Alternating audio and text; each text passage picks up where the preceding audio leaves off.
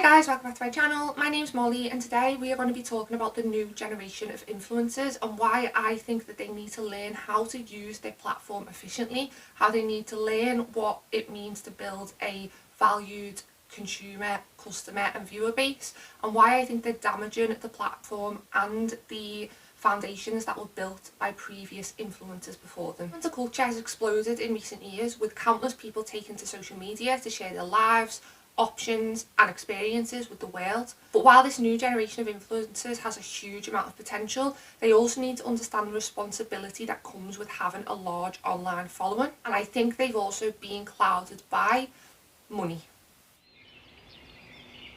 I'm 25. When I started watching YouTube, there was no profit or money being made at the time, and influencers and people that were just getting on camera like Zoella and all of the rest of those people who now have significant funds and a lot of money didn't do it for the money. They were buying products that they enjoyed, they were going shopping, they were going to Primark, and they were just telling people what they liked, what they didn't like. Specifically, we're talking about the beauty industry here, but money definitely has clouded many other areas on YouTube and TikTok and Instagram as well. When people started YouTube or a social media platform, they wanted to share their lives. That came from a place of just pure enjoyment, as well as the people that were watching at home. We had no reason not to trust the people that we were watching. They were normal people like you and me.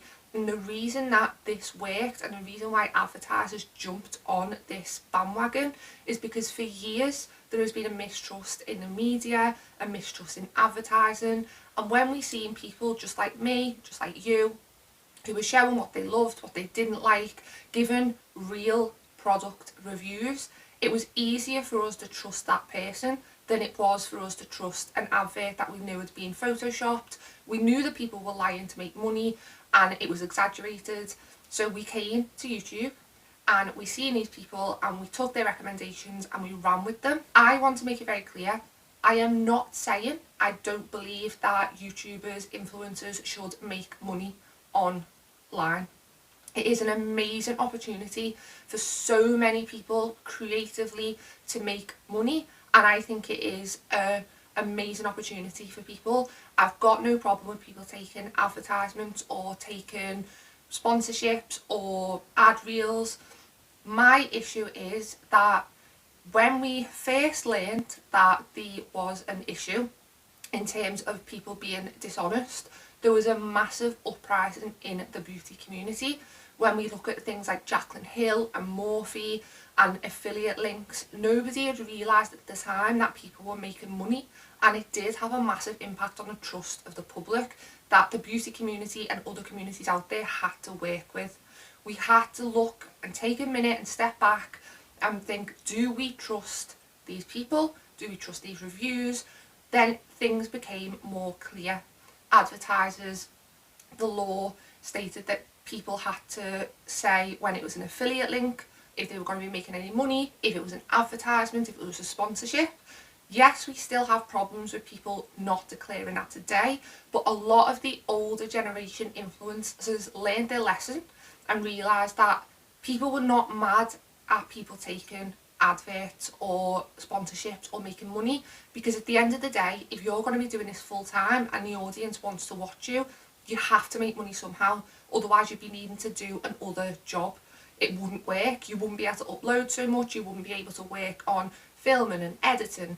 Most people do not care that you are making money, but they do want an honest and trustworthy review. There's a lot of people I used to watch that I no longer watch because I just felt that they were disingenuous. They accepted sponsorships from anybody, and I just got to the point where I didn't really either like the personality or trust them. But there's YouTubers that I've been watching for years that I truly believe do only take sponsorships from brands that they like and have genuinely tried. A lot of YouTubers out there will try the product first. You can ask to try the product first before agreeing. There's so many options out there for sponsorships from influencers that they are able to just pick and choose what ones they want to. So I think we've got to a good place where we'd built the trust, we'd learned from our lessons, we as the consumer and as the viewers understood what was going on behind the scenes, how people were making money, and the influencers understood that they needed to be honest. If they were caught out not being honest, that would affect their viewers, their trust, and eventually it could be the downfall of their whole entire business, of their job, and it's just not worth it. Now we come to the new generation of influencers. I think the start of the problem is that, like I said, when I started watching YouTube, there wasn't a way to make money. It was just people who loved watching it. And when the new generation of influencers who are coming up now started watching YouTube or started going on Instagram or TikTok, they already knew what an influencer was. The number one job that is stated by children in most schools now, when they're asked what would you like to be when you grow up, is an influencer. They are already aware from a very young age that you can make a lot of money, and it looks like an easy job from the outside. I'm not saying that it is not an easy job. Obviously there is far harder jobs, being a waitress, working in a shop, being a nurse, a doctor, jobs that people might not necessarily enjoy, or they do enjoy, but it's hard work and it's underpaid. So I'm not sitting here saying woe is me. Well, I don't make money at the minute anyway, but I'm not sitting here saying woe is the influencers, they've got this perfect life and they should be feeling really sorry for themselves because it's so hard. But it is harder than people think. A lot of work goes into being an influencer, a successful influencer, that a lot of people don't see. But I think the younger generation have seen this really easy way to make money, and because the money is there early on, and because a lot of these kids are young, they are teenagers, they get offered money and it's impossible for them to say no, because that's what they got into the business to do. They don't understand the importance of building a strong fan base, a strong trust with your audience, and that is the issue that we're seeing now in the media, over on TikTok. And I think we need to look at these issues and realise where they're coming from, and not attack these influencers, but try and help them understand that there is a solid foundation built from the very beginning of YouTube and then Instagram and TikTok to where we are today. And if they're not careful, they are going to topple this foundation. Because trust is what's holding it together. And I think the only way we can solve this is education, not hate, not drama, not being cruel or nasty, but education. So the first incident we're going to discuss, obviously you've probably heard of it, and it is Mascara Gate and Mikayla. Now Mikayla is a 23-year-old influencer who rose to fame, yeah, I would say fame, over on TikTok during lockdown. A lot of people say it's because she's got a very thick accent. I do think that will have helped her, because obviously that gets you more watch time, more views, and then the more people who watch you follow you. But she also did amazing videos. She did really good videos, they were good quality. She's an amazing makeup artist for her age, and she also was very open about body dysmorphia, about her own mental health issues, which I'm obviously all for.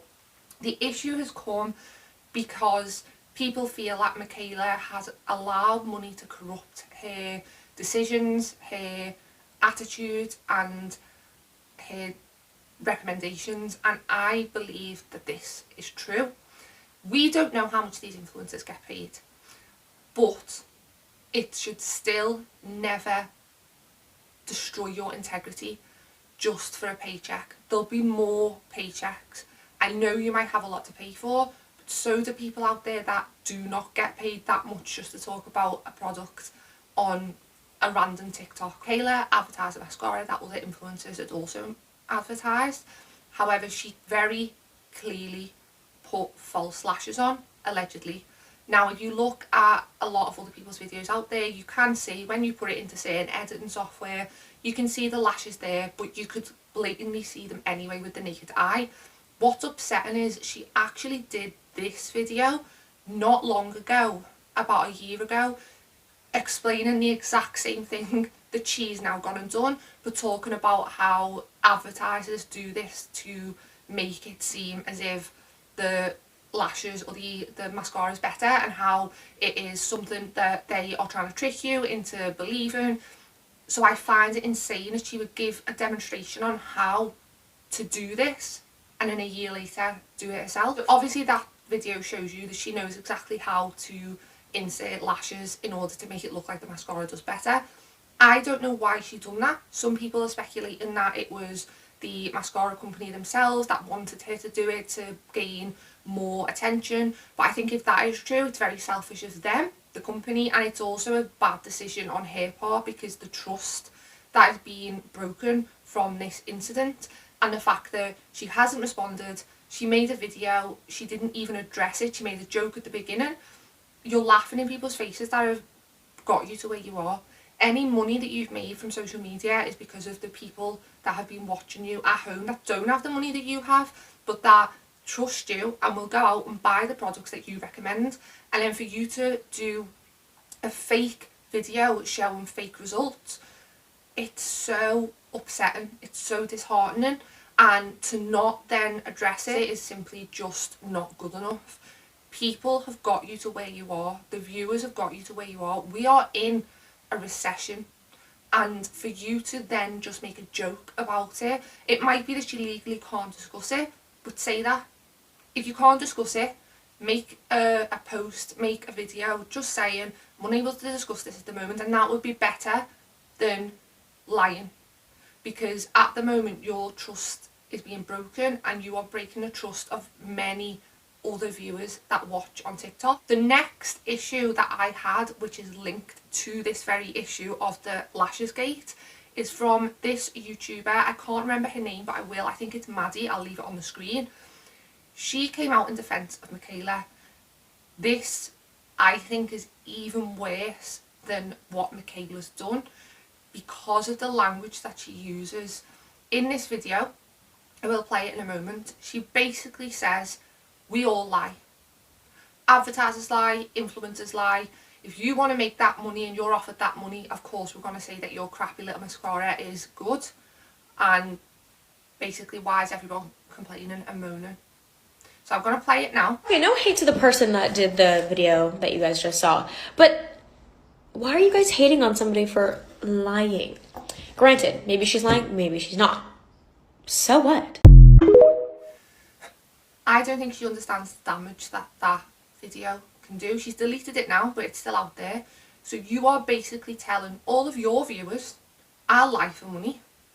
And you're also telling them, you're tarring everyone with the same brush and saying anybody's going to lie to you for money. So why would anybody watch your recommendations? Why would anybody listen to any opinion that you have, or influencers, because you're saying we can all be bought and we will lie to you? It blows my mind that she filmed that and thought, yeah, that's okay to put up. And my worry is that she has that mindset, and I think a lot of these influencers that are coming up the ranks now are in that same mindset. It's all to make money. It doesn't matter. The people that are watching us doesn't matter. You would not be there if it wasn't for the people watching you. You would not have this job. You would not be going on these brand trips. You would not be getting offered this money. You would not be where you are today if it wasn't for the people that are watching, that you are just telling that you'd lie to them. You don't care, is basically what you've said. If a brand is going to put X amount of money in my bank account, then of course I'm gonna lie. That is not how this industry works. The industry itself is built on trust. Why do you think the advertisers are paying you so much money? They're paying you that money because they know that the consumers trust in you and trust your opinion. So if you're saying that they shouldn't trust your opinion and we're all lying, eventually there's going to be no advertisers, because there's going to be no people who are watching and believing what you're saying. They might as well just put an advert on the telly like they used to, and people will see it and decide for themselves. It blows my mind. And then the third incident that I wanted to discuss was the Tarte brand trip. Brand trips used to be a big thing. Obviously, once COVID hit, they were not happening, they were non-existent. Tarte did a brand trip recently. Now I think it was around $500,000 per person. Some of these influencers took their parents, some of them I think brought a friend. It was a lot of money. It was 3 days. It was really good flight. It was all expenses paid. Now these influencers, this is what I mean when I say I don't think they have an understanding of the business, which is dangerous, and it's dangerous for everybody that's been in it for a long time. Back in the day, you had your Jacqueline Hills, you had your Zoellas, you had your, sort of say, Soph does nails, I still watch her, I trust her very much. You had these people who would go on these brand deals. They understood the assignment. They understood that you are with this company. This brand is paying you to advertise their products. That's why you're there. And if you don't use the brand or you don't like the products, don't go on the brand trip. But if you do like the brand, you do like the products, maybe you've talked about them before, yeah, go ahead, go on the brand trip, talk about the products, talk about the brand. These influencers genuinely sat getting ready, discussing other makeup brands and how amazing they are. Not once did I see the actual product that was launching being mentioned by any of the influencers. People were laughing online saying they felt influenced by Charlotte Tilbury. So the craziest thing about the Tarte Dubai trip isn't the fact that they spent all this money on an influencer trip. It's the fact that all the influencers got there and they're using pretty much all makeup except for Tarte. Imagine. This brand spent millions, and there was a influencer that did another brand deal. She uploaded another brand deal for another company while she was away. This is not how this industry works. You are with a brand so that you can advertise that brand. And I think that this is going to have a bigger impact than people even realise, because the minute influencers become so bothered about this themselves, so bothered about what free things they're getting and what free events they're getting, and just so self-indulgent and unaware, these brands are going to step back. Tarte's not only going to spend a few £100 million again on some influencers that might not even discuss the products. They might not even want to send them to the influencers, because what's the point? I say we, not me personally, but the older influencers, and not obviously there's toxic influencers even back then. I'm not saying they're all perfect or good people or there wasn't any liars, but it was an understood business. We understood that you work with brands, you offer the brand your loyal following, the brand offers you money, free gifts, influencer parties or events, and that is the transaction, because they know that your loyal audience trusts you, and they may get sales because your audience trusts your opinion. They will then go to the brand and buy products that you've recommended, because they know that you wouldn't recommend a product if you didn't like the brand. If you break that trust in the middle, then the audience is not going to want to buy from any recommended people, products, places that you advertise. And once that happens, the brands aren't going to want to pay you to advertise, because nobody trusts you, so it doesn't equal sales for them, and the whole thing falls apart. So I really think that this needs to be taken serious. These younger influencers need to understand that they are privileged. Just because they started making money when they were 13, 14, 15, 16 does not mean they have to be completely out of touch. The people who are watching you are the most important people. You always need to take accountability when you do something wrong, and you are not better than your viewers. You are only there because of your viewers. And unfortunately, the attitudes of a lot of these up-and-coming influencers and influencers of today have blown up very quickly. They become very disillusioned with reality. They're accepting money left, right and centre. They forget the main purpose of their job: influence.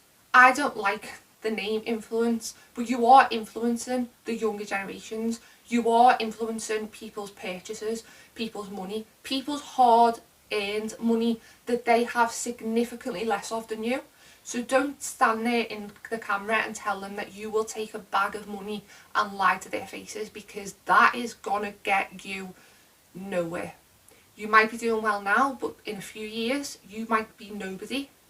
You might need to find another job, and you might be worrying just the same as the viewers that are watching you and helping you get to where you are, where your next paycheck's going to come from, whether you're going to be able to afford to refill your foundation, whether you're going to be able to get food from the shops because you're skint at the end of the month. So please stop disrespecting the audience that got you where you are.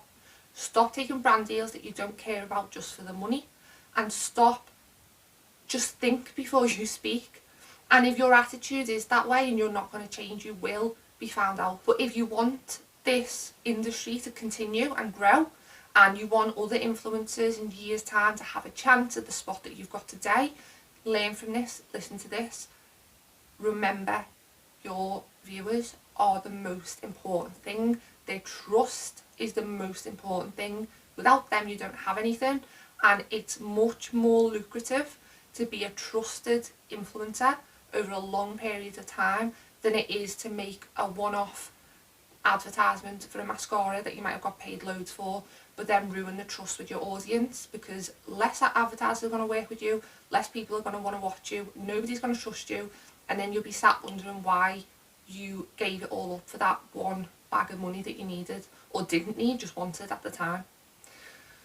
So that is my opinion on the influencers that are coming up of today. I do think that we have some amazing talent coming through. We've got some amazing people coming through, and we still have some of the oldie goldies that are still out there, still doing their thing, still being respectful. And I don't think the industry is dead. I just think we need to be very careful what way it's heading. If you've got any opinions, please leave them down below. Please do subscribe. I'm trying to get to 1,000 subscribers at the end of this month. And please do like the video, share it if you wouldn't mind, because it really does help the channel. But that is everything for now. So wherever that you are, I hope you have a lovely morning, day or night, and I will see you again next time. Bye!